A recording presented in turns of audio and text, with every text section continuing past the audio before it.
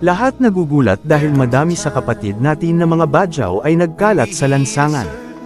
Ang Badjao ay isang pangkat etniko sa Pilipinas na nakatira malapit sa karagatan.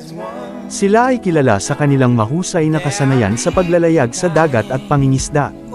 Ang kanilang pangunahing pamumuhay ay nakasalalay sa karagatan, kung saan sila'y gumagamit ng kanilang mga bangka at tradisyonal na paraan ng pangangaso at pangangalakal.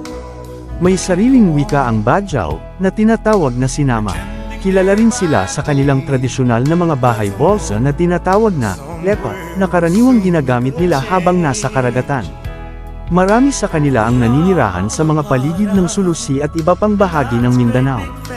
Ang mga Badjao ay kadalasang may malalim na kaugnayan sa kanilang relihiyon at kultura.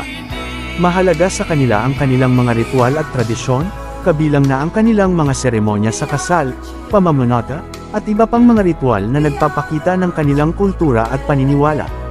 Subalit, dahil sa modernisasyon at iba't ibang hamon sa lipunan, marami sa kanila ang nahaharap sa mga isyu tulad ng kahirapan at pangangalakal na nakaaapekto sa kanilang tradisyonal na pamumuhay.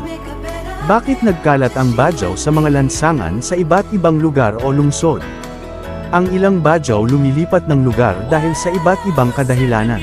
Maaaring isa sa mga dahilan kung bakit nagkalat ang ilan sa kanila sa mga lungsod ay dahil sa pangangailangan ng hanapbuhay, migrasyon dahil sa kahirapan, o paghahanap ng mas magandang oportunidad sa ibang lugar. Sa kabilang banda, ang iba sa kanila ay naapektuhan ng mga kalamidad o suliranin sa kanilang lugar na nagtulak sa kanila na lumipat sa mga lungsod para maghanap ng bagong pamumuhay. Kadalasang, ang paglipat na ito ay dala rin ng pangarap na mas makabuluhan at maayos na pamumuhay sa ibang lugar. Subalit, sa kanilang paglipat, marami sa kanila ang nahaharap sa mga hamon tulad ng diskriminasyon, kahirapan, at pagkakaiba sa kultura na maaaring magdulot ng pagiging mahirap ng kanilang bagong buhay sa mga lungsod.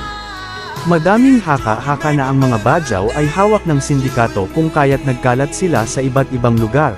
Kung totoo man o hindi na hawak sila ng sindikato, mas lalo silang nakakaawa, kaya walang masama kung magbigay tayo ng konti at bukal sa ating kalooban upang may pangtustos sila sa araw-araw, lalo na may mga dala silang mga bata at sanggol, lalo na ang hangad lang nila ay magkaroon ng magandang buhay gaya din ng hinahangad Kim. Iba man ang kanilang kultura pero iisa lang ang ating lahi, kaya wag natin husgahan ang kapwa natin dahil lang sa panlabas na anyo o uri ng pamumuhay. Salamat sa panunood mga kuya at ate. Please subscribe my channel. Thank you.